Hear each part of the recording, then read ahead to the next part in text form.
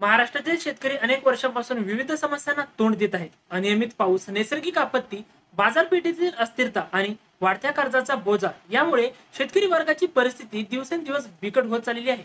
शेतकरी मित्रांनो, अशा परिस्थितीत शेतकऱ्यांमध्ये वाढत चाललेला असंतोष आणि निराशा हे समजण्यासारखे आहे.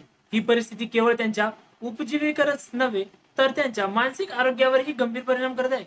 नमस्कार शेतकरी मित्रांनो, तुम्हा सर्वांचं आपल्या फार्मर्स वर्ल्ड या युट्यूब चॅनलवर स्वागत आहे.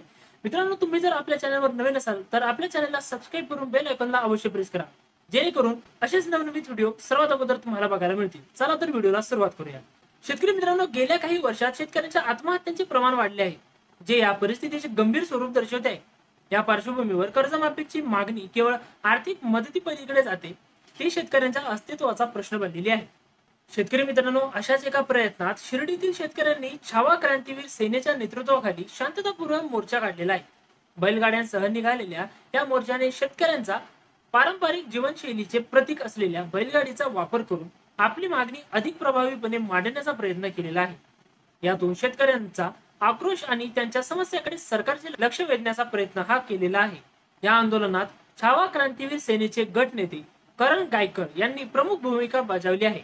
त्यांनी सरकारवर प्रश्न उपस्थित केले की मोठ्या कंपन्यांची कर्जे माफ करणारे सरकार शेतकऱ्यांची कर्जे का माफ करत नाही.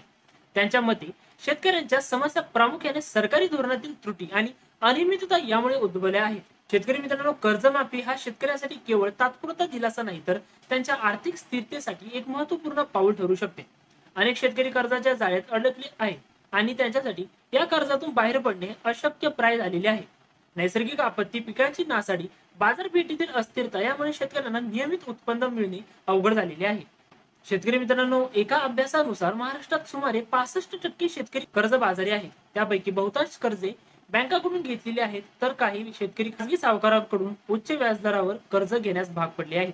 अशा परिस्थितीत कर्जमाफी हा त्यांच्यासाठी एक महत्त्वपूर्ण दिलासा ठरू शकतो. शेतकरी मित्रांनो, कर्जमाफी बरोबरच खरीप हंगामातील नुकसान भरपाईचाही प्रश्न महत्त्वाचा आहे.